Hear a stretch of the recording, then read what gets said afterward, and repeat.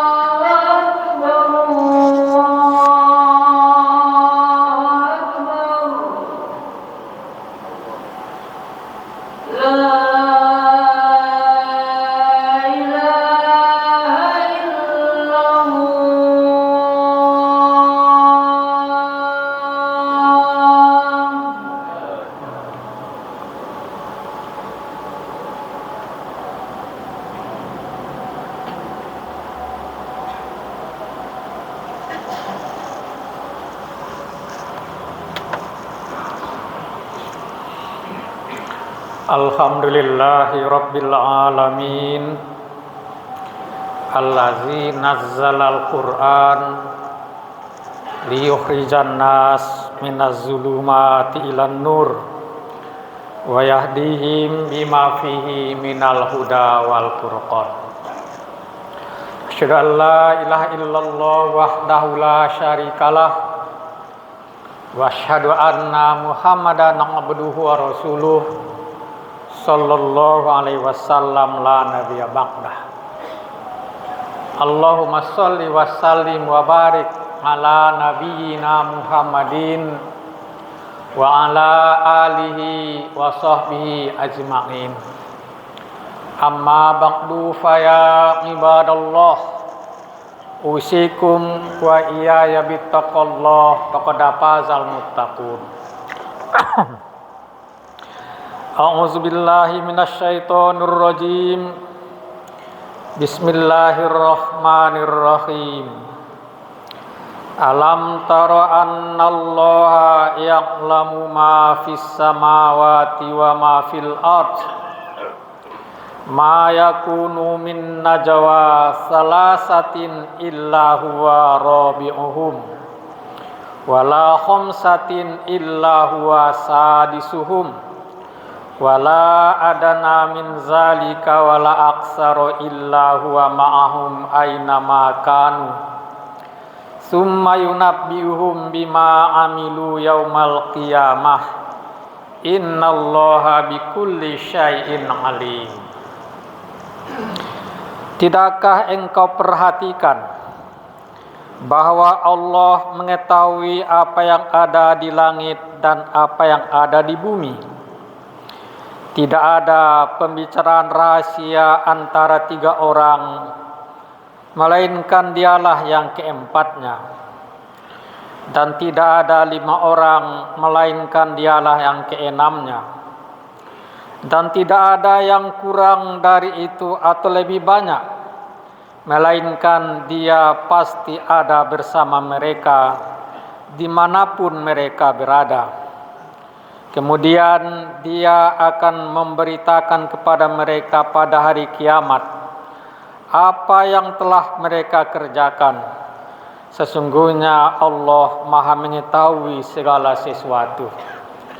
Al-Quran surat 57 Al-Mujadalah ayat 7. Kaum muslimin jamaah Jumat rahimakumullah,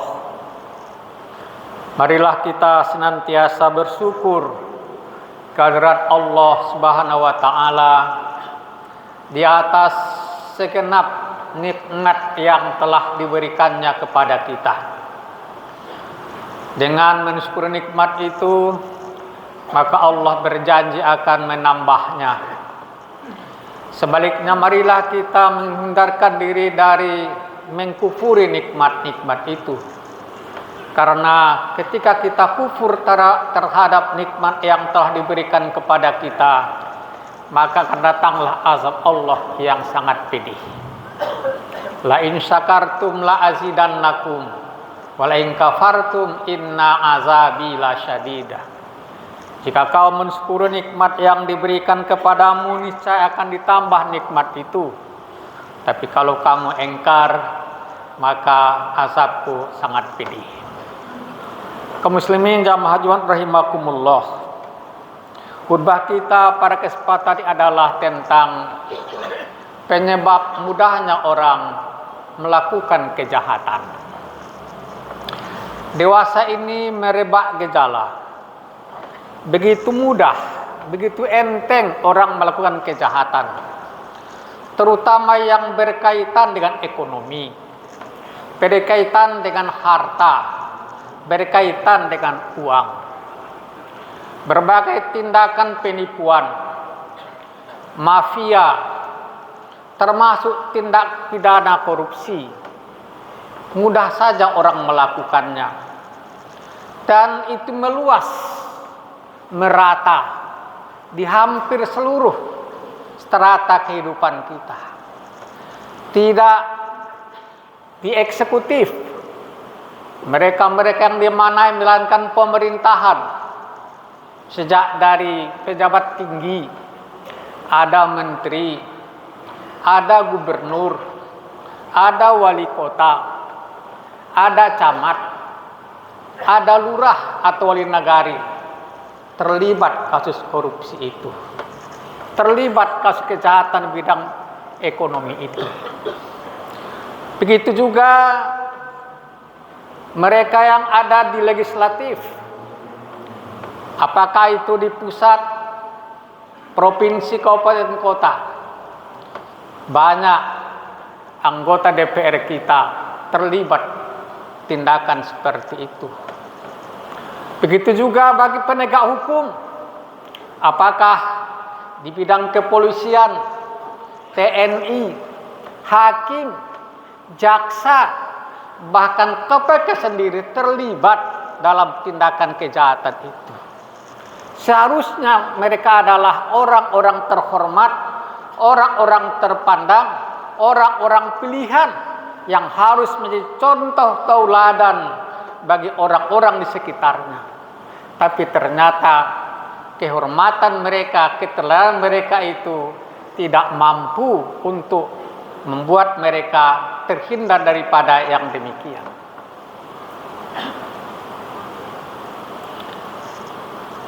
Meminjam istilah mantan Menteri Polhukam kita, Profesor Mahfud MD, ia katakan, kalau kita menengok ke udara, di sana ada korupsi. Kita tengok di daratan, ada korupsi. Dilihat ke lautan, juga ada korupsi. Artinya ada di mana-mana ada tindakan itu. Nah, kalau kita lihat dari prospek dari ketentuan atau tuntunan ajaran Islam, ada 4 penyebab mengapa orang mudah melakukan perbuatan itu. Pertama adalah memudarnya kesadaran bahwa ia selalu diawasi oleh Allah dimanapun ia berada, dengan siapapun dan apapun yang dilakukannya. Memudar kesadaran itu, sehingga ia merasa ketika tidak ada orang melihatnya, ketika dia berkelit dari hukum, ia merasa telah bebas saja seperti itu. Perasaan inilah yang memudar sekarang ini, sehingga yang seharusnya jabatan-jabatan itu sebagai amanah yang harus dijaga, dipelihara, ditunaikan untuk sebesar-besarnya kesejahteraan rakyat itu hanya menjadi slogan saja dan dibuat untuk kepentingan pribadi dan kelompoknya. Teringatlah kita peristiwa ketika Umar bin Khattab bersama sahabatnya dalam satu perjalanan dari Madinah ke kota Makkah. Di sore hari, di tempat agak subur, ia bertemu dengan seorang pemuda yang sedang menghalau ternaknya ke kandang. Lalu Umar menemui pemuda itu. Dia katakan, "Wahai pemuda, saya ingin membeli seekor kambing ini. Juallah, akan aku bayar dengan harga yang mahal." Pemuda itu menjawab, "Maaf Pak, saya tidak berwenang menjualnya. Saya hanya mengembalakannya saja. Karena ini tidak milikku, ini milik majikanku." Umar menjawab lagi, "Majikanmu kan tidak di sini. Ia tidak melihat kita, tidak mendengar pembicaraan kita, dan tidak mengetahui pula apa rencana kita. Dan kalaupun ia bertanya kemana seekor kambing, engkau bisa memberi alasan bahwa seekor kambing diterkam oleh binatang buas atau serigala. Dia akan percaya itu." Apa jawab anak muda itu? "Benar Pak, tuanku tentu percaya itu. Karena tidak di sini, dia tidak melihat kita, tidak mendengar pembicaraan kita, tidak tahu pula apa yang kita rencanakan. Tapi Pak, aina Allah? Tapi Allah itu di mana? Apakah Allah juga tidak melihat kita, tidak mendengar pembicaraan kita, tidak mengetahui rencana kita?" Jangan Pak, saya takut kepada Allah. Ketika perasaan kesadaran bahwa ia selalu merasa diawasi oleh Allah Subhanahu wa taala, maka seseorang akan terhindar daripada melakukan tindakan kejahatan. Yang kedua adalah menipisnya rasa malu. Perhatikanlah, ketika orang-orang yang tersangkut dengan hukum itu digelandang, ditampilkan di layar kaca, diganti bajunya dengan baju tersendiri. Perhatikan, ya tak tampak di wajahnya rasa malu, rasa menyesal, tapi malah ia biasa-biasa saja. Tidak teringat dia bagaimana keluarganya di kampung, bagaimana familinya, bagaimana teman-temannya, dan lain-lain sebagainya ketika ia melakukan kejahatan itu. Benarlah kata Rasulullah, kalau engkau tidak punya rasa malu lagi, engkau akan berbuat sekehendakmu saja. Al-haya minal iman, rasa malu itu adalah bagian daripada keimanan. Semakin kuat iman seseorang, semakin tinggi rasa malunya. Tapi ketika rasa malu seseorang telah memudar, pertanda imannya pun semakin tipis. Rasa malu yang berkurang. Yang ketiga adalah hubbud dunia, karena rakus kepada kehidupan dunia. Perhatikanlah orang-orang yang terjerat, yang terlibat perbuatan tindak pidana seperti yang kita sebutkan di awal tadi. Mereka bukan orang-orang yang sedikit penghasilannya, gajinya, pendapatannya besar, cukup. Kalau ya pejabat telah diatur melalui peraturan, bagaimana agar ASN kah namanya, apa pejabat kah namanya, telah ada aturannya, cukup untuk hidup layak bagi mereka. Tapi ternyata mereka tidak pernah merasa hubbud dunia. Memang kata Nabi, hubbud dunia ra'su kulli muti'ah. Rakus terhadap kehidupan dunia itu adalah kepala daripada kejahatan. Yang keempat adalah hilangnya kesadaran bahwa mereka akan mempertanggungjawabkan segala perbuatannya. Allah tidak pernah lalai di dalam melihat, mendengar, memantau, dan mengawasi hamba-hamba dan berbuat. Dan tidak ada satu perbuatan pun yang tidak akan dipertanggungjawabkan. Apakah perbuatan itu baik atau buruk? Ketika seseorang lupa bahwa ia akan pertanggungjawabkan perbuatan di dunia hadapan Allah Subhanahu wa taala, maka merebaklah, mudahlah ia melakukan tindakan kejahatan. Kaum muslimin jamaah Jumat rahimakumullah. Karena itu, sebagai orang-orang yang beriman, yang selalu mengharapkan rahmat kasih sayang Allah dan keselamatan tidak saja di dunia tapi di akhirat, maka keempat hal itu harus kita hidup suburkan, tumbuh suburkan di dalam jiwa saudara-saudari kita, sehingga kita terhindar daripada melakukan kejahatan-kejahatan yang pada akhirnya adalah akan menimbulkan kesulitan, menimbulkan penderitaan, menimbulkan kesengsaraan ketika Allah telah mengazab dan memberikan hukuman bagi orang-orang melakukannya.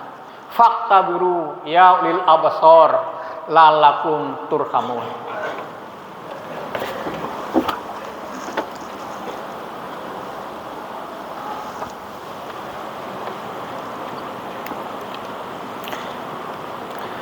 Alhamdulillahillazi hadana li hadza wa ma kunna linahtadiya laula an hadanallah. Asyhadu an la ilaha illallah wahdahu la syarikalah. Asyhadu anna Muhammadan abduhu wa rasuluh sallallahu alaihi wasallam la nabiyya ba'dah. A'udzubillahi minasyaitonir rajim. Bismillahirrahmanirrahim. Wa qul i'malu fasarallahu amalakum wa rasuluhu wal mu'minun wasaturaduna ila alimil ghaibi wasyahadah fayunabbiukum bima kuntum ta'malun. Dan katakanlah, berbuatlah, beramallah kamu, maka Allah akan melihat amal perbuatanmu. Begitu juga Rasulnya dan orang-orang yang beriman. Dan kamu akan dikembalikan kepada Allah yang mengetahui yang gaib dan yang nyata. Lalu diberitakannya kepadamu apa-apa yang telah kamu kerjakan dan memberikan balasan. Ayat ini mendorong kita agar jangan sampai merasa lelah berbuat baik, walaupun itu kecil dan sedikit. Karena tidak ada perbuatan baik itu kecuali akan kembali balasannya kepada kita. Sebaliknya, mengingatkan kita agar menjauhi segala bentuk kejahatan, perbuatan buruk, karena setiap perbuatan yang buruk itu akibatnya akan kembali juga kepada kita. Maka marilah kita tingkatkan amal saleh dan kebajikan kita, sebaliknya kita jauhkan diri kita daripada segala macam bentuk kejahatan dan kemaksiatan. Innallaha wa malaikatahu yusholluna 'alan nabi. Ya ayyuhallazina amanu shollu 'alaihi wasallimu taslima. Allahumma sholli ala Muhammad wa ala ali Muhammad kama shallaita ala Ibrahim wa ala ali Ibrahim wa barik ala Muhammad wa ala ali Muhammad kama barakta ala Ibrahim wa ali Ibrahim innaka Hamidum Majid. Allahumma fir lil muslimin wal muslimat wal mukminin wal mukminat al ahya'i minhum wal amwat innaka samiun qaribun mujibud da'wat wa ya qadiyal hajat. Rabbana asrif anna azab jahannam inna azabaha kana gharama inna sa'at mustaqarran wa muqama. Rabbana hab lana min azwajina wa dzurriyyatina qurrata a'yun waj'alna lil muttaqina imama. Rabbana la tu'akhizna in nasina aw akhtana. Rabbana la tahmil alaina isran kama hamaltu 'alal ladzina min qablina. Rabbana la tuhammilna ma la taqata lana bih wa'fu anna waghfir lana warhamna anta maulana fansurna 'alal qaumil kafirin. Rabbana atina fid dunya hasanah wa fil akhirati hasanah wa qina azabannar. Ibadallah innallaha ya'muru bil 'adli wal ihsan wa ita'izil qurba wa yanha 'anil fahsya'i wal munkar ya'izukum la'allakum tazakkarun wa la zikrullahi akbar.